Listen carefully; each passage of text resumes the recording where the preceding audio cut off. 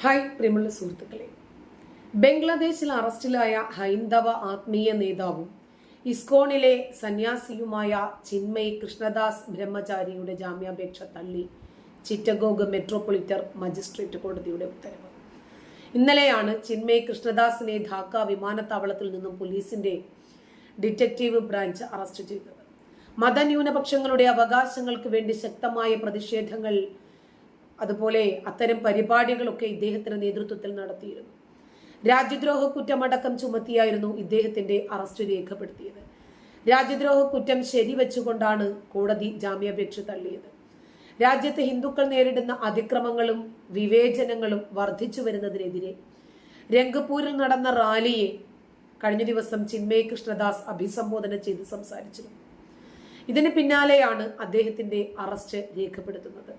ചിന്മയ് കൃഷ്ണദാസിന്റെ അറസ്റ്റിന് പിന്നാലെ അദ്ദേഹത്തിന്റെ മോചനം ആവശ്യപ്പെട്ട് രാജ്യത്തിന്റെ പല ഭാഗങ്ങളിൽ നിന്നും വലിയ രൂപത്തിലുള്ള പ്രതിഷേധ പരിപാടികൾ നടക്കുന്നുണ്ട്. ബംഗ്ലാദേശി എഴുത്തുകാരിയായ തസ്ലീമ നസ്രിൻ അടക്കമുള്ളവർ ചിന്മയ് കൃഷ്ണദാസിന് പിന്തുണ പ്രഖ്യാപിച്ചുകൊണ്ട് പ്രതിഷേധം നടക്കുന്നതിന്റെ ദൃശ്യങ്ങൾ സമൂഹ മാധ്യമത്തിൽ പങ്കുവച്ചിട്ടുണ്ട്. അതേസമയം വിഷയത്തിൽ ഇന്ത്യ ഇടപെടണമെന്ന് ഇസ്കോൺ ക്ഷേത്രം ഭാരവാഹികൾ അഭ്യർത്ഥിച്ചിട്ടുമുണ്ട്.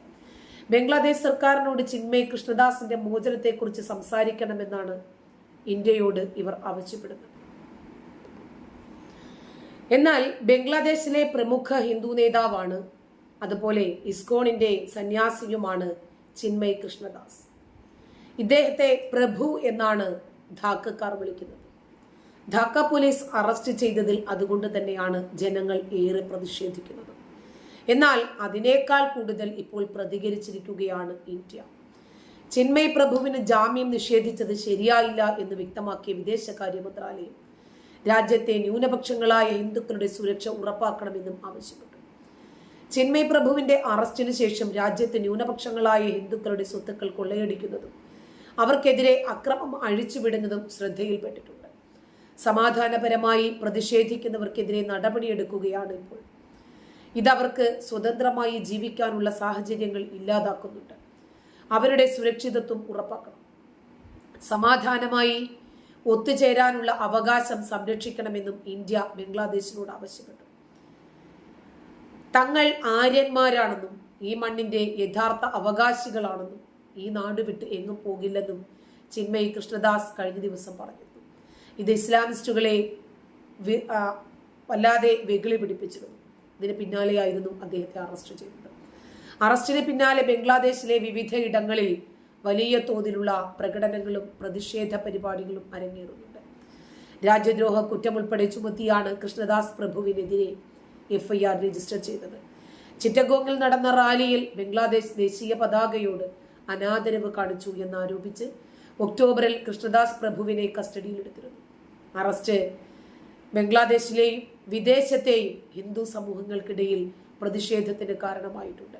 BJP നേതാവ് സുവേന്ദു അധികാരിയും അറസ്റ്റിനെ വിമർശിച്ചിട്ടുണ്ട്. വലിയ രൂപത്തിലുള്ള പ്രതിഷേധ പരിപാടികളുമായിട്ടാണ് ലോകത്തുള്ള സകലമാന ഹിന്ദുക്കളും രംഗത്തെത്തിയിട്ടുള്ളത്. എന്നാൽ ലോക ജനങ്ങളിൽ മുഴുവനും ഈ ബംഗ്ലാദേശികൾ ചെയ്യുന്ന ഹിന്ദു വംശഹത്യയെ സംബന്ധിച്ച് വലിയ രൂപത്തിൽ വിഷയങ്ങൾ വാർത്തയാകുന്നുമുണ്ട്. ഇപ്പോൾ ജയ്പൂരില് അനധികൃതമായി താമസിച്ചു വന്നിരുന്ന ബംഗ്ലാദേശി പൗരന്മാരെ അവരുടെ രാജ്യത്തേക്ക് തന്നെ നാട് കടത്തിയതായി പോലീസ് അറിയിച്ചു. ബംഗ്ലാദേശിലെ ഹിന്ദുക്കളെ, ന്യൂനപക്ഷ വിഭാഗങ്ങളെയൊക്കെ അടിച്ചമർത്തുകയും അവരെ കൊല്ലുകയും ബലാത്കാരം ചെയ്യുകയും നാട് കടത്തുകയും മറ്റുമൊക്കെ ചെയ്ത് ശക്തമായ രൂപത്തിൽ ഉപദ്രവ പരിപാടികളുമായി ബംഗ്ലാദേശികൾ മുന്നോട്ട് പോകുമ്പോൾ വിവിധ ഇടങ്ങളിൽ ബംഗ്ലാദേശികൾക്ക് അതിലേറെ പണി തിരിച്ചടിയായി ലഭിക്കുന്നുമുണ്ട്. 6 പ്രായപൂർത്തിയാകാത്ത ആളുകൾ ഉൾപ്പെടെ 11 പേരെയാണ് ഇപ്പോൾ നാട് കടത്തിയത് ജയ്പൂരിലെ. അത് ഓരോ നാടിനും അതിൻ്റെതായിട്ടുള്ള നിയമങ്ങളുണ്ട്. അതൊന്നും പാലിക്കാതെ വലിഞ്ഞു കയറി നുഴഞ്ഞു ചെന്നാൽ കിട്ടും പണി. ഇവർക്ക് നഗരത്തിൽ താമസിക്കാൻ സൗകര്യം ഒരുക്കിയതിന് 2 നാട്ടുകാരെയും പോലീസ് അറസ്റ്റ് ചെയ്തതായി deputy police commissioner Amit Kumar പറഞ്ഞു. നഗരത്തിലെ ഭാൻക്രോട്ട പ്രദേശത്ത് താമസിക്കുന്ന ചില ബംഗ്ലാദേശി പൗരന്മാരെ കുറിച്ച് സൂചന ലഭിച്ചതിനെ തുടർന്നാണ് അന്വേഷണം നടത്തിയത്. പരിശോധനയിൽ അവരുടെ കൈവശം ബംഗ്ലാദേശി ജനന സർട്ടിഫിക്കറ്റുകളും ID കാർഡുകളും സ്വഭാവ സർട്ടിഫിക്കറ്റുകളും കണ്ടെത്തിയതിനെ തുടർന്ന് അവരെ അറസ്റ്റ് ചെയ്യുകയായിരുന്നു എന്ന് ഉദ്യോഗസ്ഥർ തന്നെയാണ് വെളിപ്പെടുത്തിയത്. തുടർന്ന് ഡൽഹിയിലെ കേന്ദ്ര ആഭ്യന്തര മന്ത്രാലയത്തിന് കൈമാറിയ ബംഗ്ലാദേശിലെ അധികാരികളിൽ നിന്ന് അവരെക്കുറിച്ചിട്ടുള്ള കൂടുതൽ വിവരങ്ങൾ ശേഖരിച്ചു. അറസ്റ്റിലായ 2 നാട്ടുകാരുടെ സഹായത്തോടെ അനധികൃത കുടിയേറ്റക്കാർ വ്യാജരേഖകൾ ഉപയോഗിച്ച് ആധാർ കാർഡും മറ്റും ഉണ്ടാക്കിയിരുന്നു എന്നും DCP പറഞ്ഞു. പിടിയിലായ ബംഗ്ലാദേശ് പൗരന്മാരെ ആദ്യം അൻവാറിലെ തടങ്കൽ കേന്ദ്രത്തിലേക്ക് അയച്ചു. അവിടെ നിന്നും BSFന്റെ സഹായത്തോടെ ഞായറാഴ്ച അവരെ അവരുടെ രാജ്യത്തേക്ക് തന്നെ നാടുകടത്തുകയായിരുന്നു എന്നാണ് DCP കൂട്ടിച്ചേർത്തത്. സമാധാനപരമായി നടത്തുന്ന പ്രതിഷേധ പ്രകടനങ്ങളെ അക്രമാസക്തമായ രീതിയിൽ അടിച്ചമർത്താനുള്ള ബംഗ്ലാദേശിന്റെ ശ്രമങ്ങൾ അംഗീകരിക്കാനാകുന്നതല്ല എന്നും ഇത് അവസാനിപ്പിക്കാനുള്ള ഇടപെടൽ സർക്കാരിന്റെ ഭാഗത്തു നിന്നും ഉണ്ടാകണമെന്നും ആവശ്യപ്പെട്ടിരിക്കുകയാണ് ഇപ്പോൾ അമേരിക്ക. കഴിഞ്ഞ ദിവസം ചിറ്റഗോങ്ങിൽ സമാധാനപരമായി പ്രതിഷേധം നടത്തിയ ഹിന്ദുക്കൾക്കെതിരെ സൈന്യം ആക്രമണം അഴിച്ചുവിട്ട സാഹചര്യത്തിലാണ് പ്രസ്താവന. ഇസ്കോണിനെ വിമർശിച്ചുകൊണ്ടുള്ള ഫേസ്ബുക്ക് പോസ്റ്റിനെതിരെ പ്രതിഷേധിച്ചവരാണ് ആക്രമണത്തിനിറങ്ങിയത്. സമാധാനപരമായ പ്രതിഷേധത്തിനുള്ള അവകാശങ്ങളെ US എക്കാലവും പിന്തുണയ്ക്കുമെന്നും എന്നാൽ അതിനോട് സർക്കാർ അക്രമാസക്തമായ രീതിയിൽ പ്രതികരിക്കുന്നതിനെ ശക്തമായി എതിർക്കുകയും ചെയ്യുമെന്നാണ് US സ്റ്റേറ്റ് ഡിപ്പാർട്ട്മെന്റ് വക്താവ് മാത്യു മില്ലർ പറഞ്ഞത്. ലോകമെമ്പാടുമുള്ള രാജ്യങ്ങളോട് ഈ വിഷയത്തിൽ സ്വീകരിച്ച ഇതേ സമീപനം തന്നെയാണ് ബംഗ്ലാദേശിനോടും വ്യക്തമാക്കിയിട്ടുള്ളതെന്നും മാത്യു മില്ലർ അവകാശപ്പെട്ടു. ഈ മാസം 6-ാം തീയതിയാണ് ചിറ്റഗോങ്ങിൽ ഹിന്ദു വിഭാഗത്തിനെതിരെ ആക്രമണമുണ്ടായത്. സംഭവത്തെ ഇന്ത്യയും ശക്തമായി അപലപിച്ചിരുന്നു.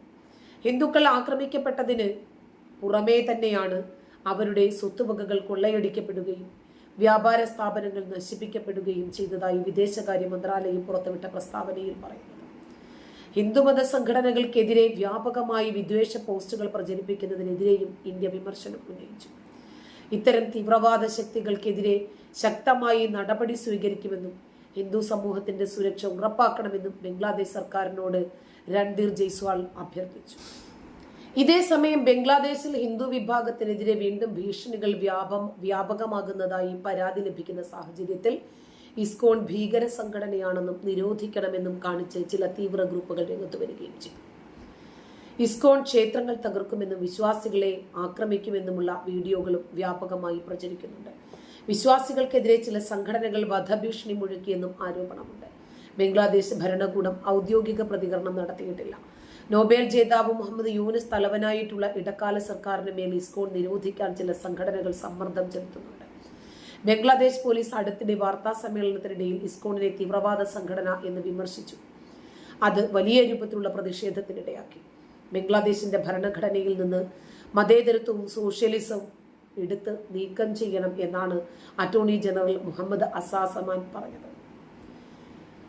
ഓഗസ്റ്റിൽ ഷെയ്ഖ് ഹസീന പ്രധാനമന്ത്രി സ്ഥാനം രാജിവെച്ചതിന് പിന്നാലെയാണ് ബംഗ്ലാദേശിൽ ഹൈന്ദവ സമൂഹത്തിനെതിരെ ആക്രമണം പൊട്ടിപ്പുറപ്പെട്ടത്. ഇസ്കോണിന്റേതടക്കം നിരവധി ക്ഷേത്രങ്ങൾ ആക്രമിക്കപ്പെട്ടു. പലതവണ അവിടെയുള്ള ഹിന്ദുക്കളെ ഉപദ്രവിക്കരുതെന്നും നിങ്ങളുടെ ഉപദ്രവം കഠിനമാകുന്നെന്നും ഇന്ത്യക്ക് ഇടപെടേണ്ടി വരുമെന്നും ഇന്ത്യ മുന്നറിയിപ്പ് നൽകിയിട്ടും അവഗണിച്ച ഇന്ത്യയെ പാഠം പഠിപ്പിക്കാൻ ഒരുങ്ങുകയാണ് നരേന്ദ്രമോദിയും സ്വതന്ത്ര ഭാരതവും. നന്ദി.